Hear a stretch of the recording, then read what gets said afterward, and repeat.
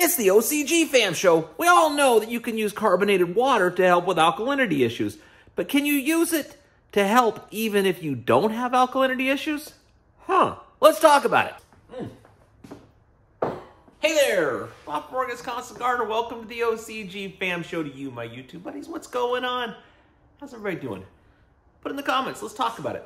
After the show, though. Right now, let's just get into the show. So, this is kind of a geeky thing, and I don't want to do too much in the introduction. I just want to get into the clip, because it's kind of a long clip. We kind of banter back and forth. But using carbonated water in your grow when you have alkalinity issues, you're getting your pH causing you trouble, you use it to make a feed mixture, put the carbonated water in there to bring the pH down lower than it would normally be so that you can use more Olympus up to bring it back up again to the proper level and have more of that limestone in there to buffer that soil for alkalinity issues.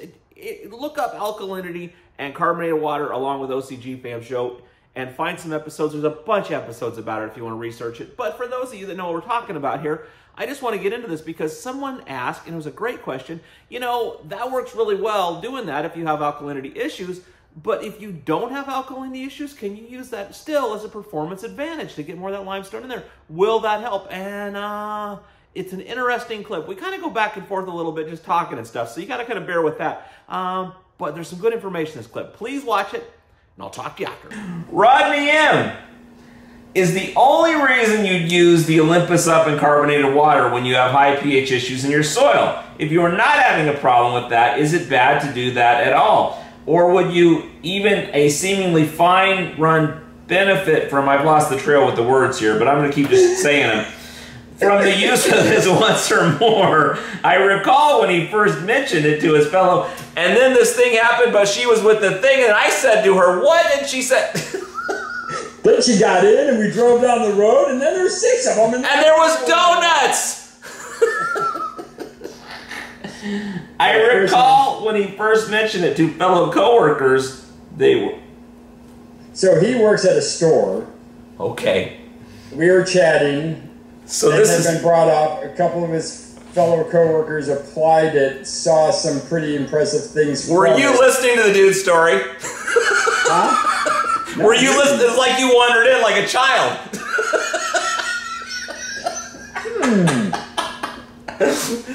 I'm sorry.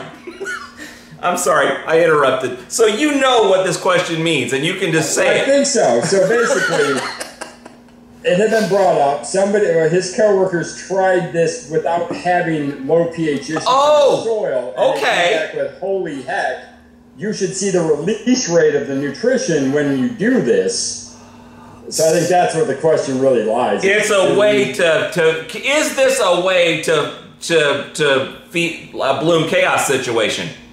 Well, kind of, and his other, I mean, the end all of this question was they were so stoked with the results they saw. Did that mean that they all had pH issues, or does it just work that way? Does it just work for anyone? And yeah. The only reason you wouldn't do it is because you don't want to use 5 gallons of Herc every feeding. Or 65 gallons of carbonated water. So, I mean, it's a double-edged sword there. A lot of guys went like, hey, you only have 2 weeks left, we can band-aid you out, we can get you to the end, and then next time we'll do this, blah, blah, blah. But is it nitrous for your... With them. They don't want to do 2 weeks of carbonated water, but the ones that do come back with like, holy bejeezers, that is amazing what it, how they finished out, how they hardened off, how they gained weight. I mean, when you dial that in and that carbonation, or the carbonated water converts all that carbonate into something usable, they just take off. So it shocks people when they see the plants doing 30 miles an hour and all of a sudden they're doing 80 miles an hour and they can't figure out why. So would you say that's the case, or are you suspicious? Well, I would imagine they have all sorts of available nutrition in the soil when they did that unlock and their pH got dialed in and they added alkalinity for the first time to their water source. Then yeah, no, I don't think they may have had a pH issue. I think they got to see what converting calcium carbonate to bicarbonate really is all about. Now, would I do it all the time? I think there's a negative return eventually when you put that much CO2 into the root zone as a constant. If you're trying to band-aid out a crop so you don't have to till it in or sell it for, you know, being yellow before it's harvested, then go nuts. You're not going to do any harm to it. You're just not going to, it's not a long game. To me, it's the Band-Aid, not the long. But if you're at the bleeding edge and you're going to spend as much as you want and do as much as you want and you're going to push as hard as you can, would you? Or are you still suspicious of that? Oh, I wouldn't even, because if my water source is good and I'm using that much acid in my Herc, my Gaia, my Circes, my Tritons, and then I got my Olympus up as my pH adjuster, I'm already doing that. Some people don't have the luxury of good water, and some people don't have the luxury of being able to feed heavy with those other products with the Olympus up. Okay. So yeah, I wouldn't say it's the way to go by any means. It's a Band-Aid, and it works. So the next question hits it again. So mixing with a carbonated liquid will benefit the food intake. So it benefits the carbonate to become a bicarbonate to make the energy to make the intake happen.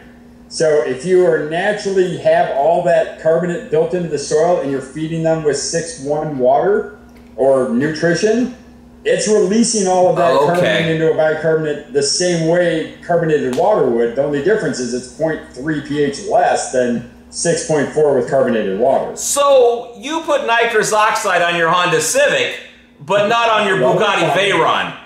Does that make sense? 3 trips down the track, yeah. and then your seals are shot. Absolutely, but also what I'm saying though is that you don't see a Ferrari F40 with the nitrous on it because it's so dialed that it doesn't really make a huge difference at the top end. Yeah, the Ferrari's turbo trumps the nitrous in the Honda. Okay, that makes sense. All right. Good one, car guy. Good answer. Car guy. What do you think of that? Informative, entertaining, helpful? Did it bring up any questions or comments that you'd like to put in the comments for further discussion? Do that, and we'll do that. Otherwise, I love you, and I'll talk to you tomorrow. The OCG Fam Show. It's pretty good. It happens every day. It's the OCG Fam Show. See you tomorrow.